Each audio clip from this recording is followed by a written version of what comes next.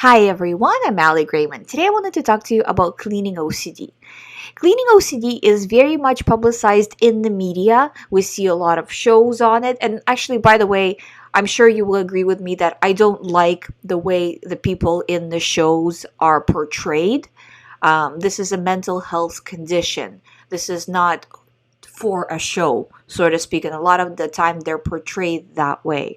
In terms of what I see with clients, I don't see cleaning OCD as being the primary OCD theme a lot. What I usually see is it being the secondary theme. So the person will have harm OCD as their primary theme, and then cleaning as a secondary, or religious OCD, and then cleaning as a secondary theme. Now, cleaning OCD can go along with very common OCD themes such as contamination OCD, and it becomes a part of it. So, cleaning OCD, that's not really a commonly used term, it's contamination OCD, or perfectionism OCD. It depends on the motive, or even harm OCD. Or religious OCD, really. You can see how it can be any kind. So let's dive into some of that. So it can become contamination OCD if the person is afraid, if I don't clean, then somebody will something will get contaminated, somebody can get a disease and die.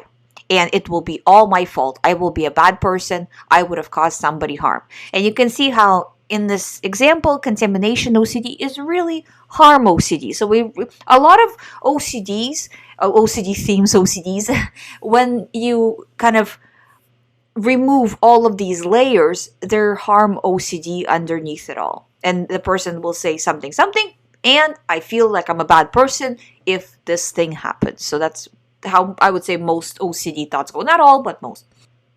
Now, in terms of religious OCD, some religions take purity to be very, very important. And that means cleanliness, physical cleanliness being very, very important. And a person who has religious OCD can also have this cleaning OCD as a part of it.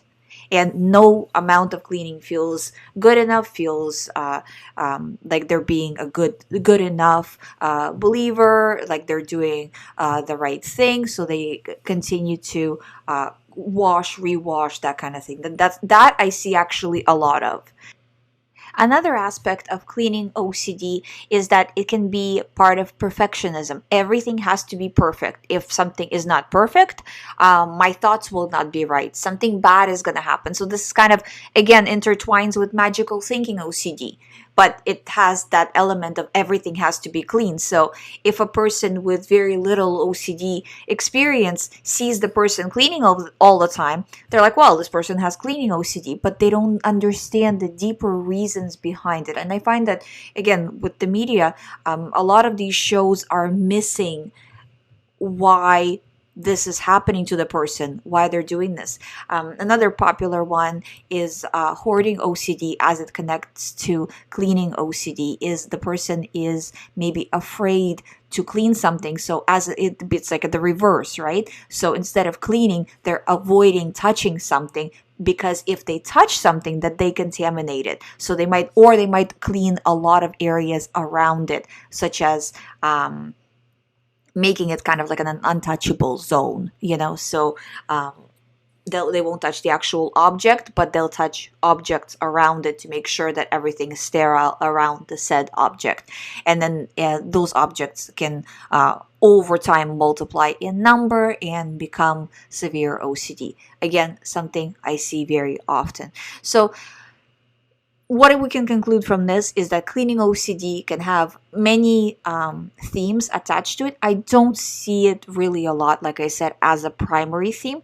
That doesn't mean that if for you it's a primary theme, but again, like how it's always connected to something. So again, connected to perfectionism, connected to religion, connected to harm. It's connected to something.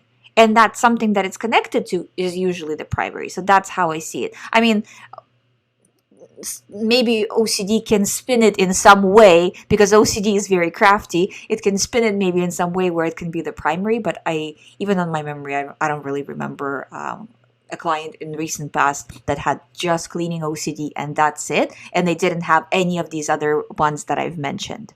because usually I see it connected. So that's just a short overview for you of cleaning OCD. Thank you so much for watching. If you haven't subscribed to the channel, please subscribe. If you would like to do recovery program with me, all the information's on youhaveocd.com. You can sign up from there. If you do sign up, please make sure that you're booking all the sessions, especially if you're signing up for bigger packages, just so we can space them out as they were meant to be spaced out. So if it's every other day, then make sure you book at least, I would say, a week or two ahead. I would say 2 weeks ahead.